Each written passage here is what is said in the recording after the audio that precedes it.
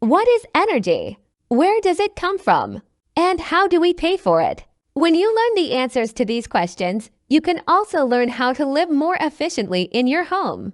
In this article, we'll discuss how to be smart about how you use energy, how to know when to turn electrical power on and off, and how to use natural gas, propane, and fuel oil in the most effective way. Basic concepts of energy efficiency. You can make a lot of progress toward improving the energy efficiency in your home by simply plugging the many places through which air can get in or get out. Plugging your home is called air sealing and is one of the most important first steps to take when weatherizing your house to increase its energy efficiency. Increasing the amount of insulation in various places in your home should be a high priority.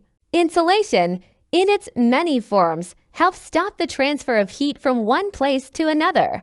A good example of this is the insulation in your attic. A thick layer of insulation helps stop heat flow from the house to the attic during the winter. In the summer, that same insulation helps stop heat transfer from the hot attic to the rooms below. But while better air sealing and insulation in your home can do a lot to reduce your utility bill, that's not where the story on energy efficiency starts and ends. There are many other ways to conserve, some of which require only simple changes of habit or lifestyle.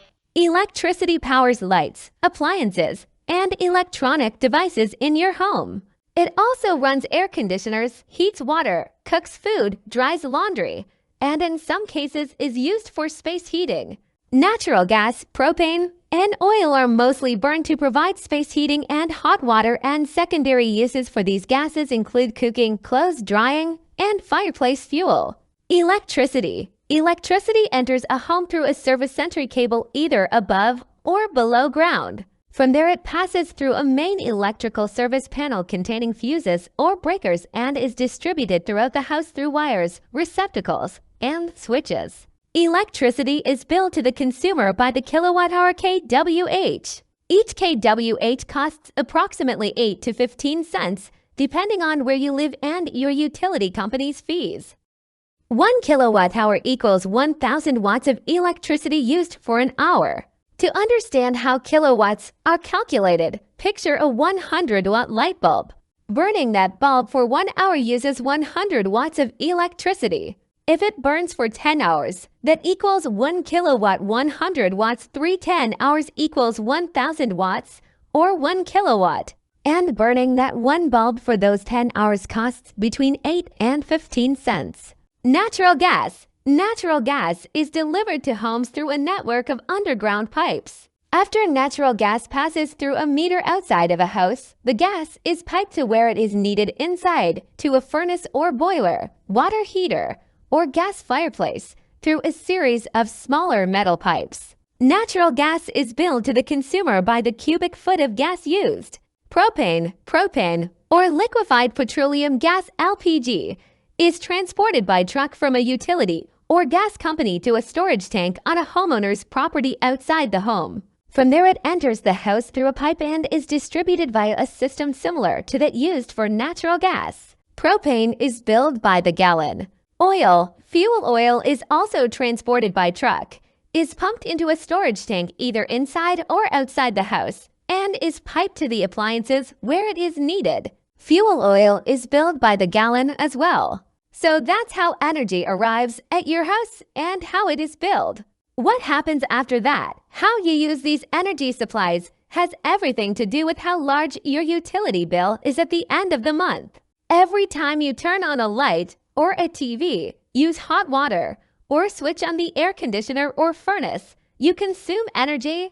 Watch the thermostat dialing down. In 1977, President Jimmy Carter appeared on national television for the first of what were later dubbed energy speeches. The country was going through an oil crisis, and Carter advised us to dial down our thermostats. His line of reasoning was that, by reducing the temperature in our homes, we could conserve heating fuel. President Carter's words of nearly 30 years ago still ring true today. The best way to conserve energy is to not use so much of it. And one of the best ways of reducing the use of heating fuel in the home is to simply turn down the thermostat.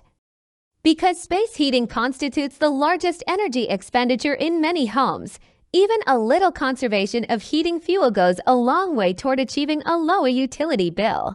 Dialing down the thermostat 1 degree during the winter can result in about 1 to 3% less fuel use and a similar reduction in your heating bill. A furnace or boiler has to maintain a differential in temperature between the inside of the house and the outdoors in order for the house to feel comfortable. On cold days, that difference can be as much as 50 to 60 degrees, say, 20 outside and 70 inside.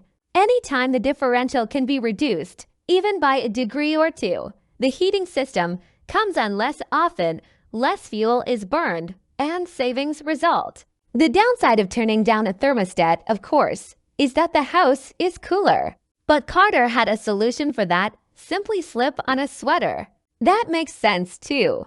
Instead of turning up the heat to increase the overall warmth in the huge volume of space inside the house, you can simply increase your personal insulation to help retain body heat. Though dialing down might seem a hardship at first, after a while your body will adjust to the new normal house temperature, and wearing sweaters and socks inside will become a part of everyday life. Dialing up. The concept of dialing down can be reversed for energy savings during the warm months. Dialing up is an effective method of reducing the cost of cooling a house with room or central air conditioning.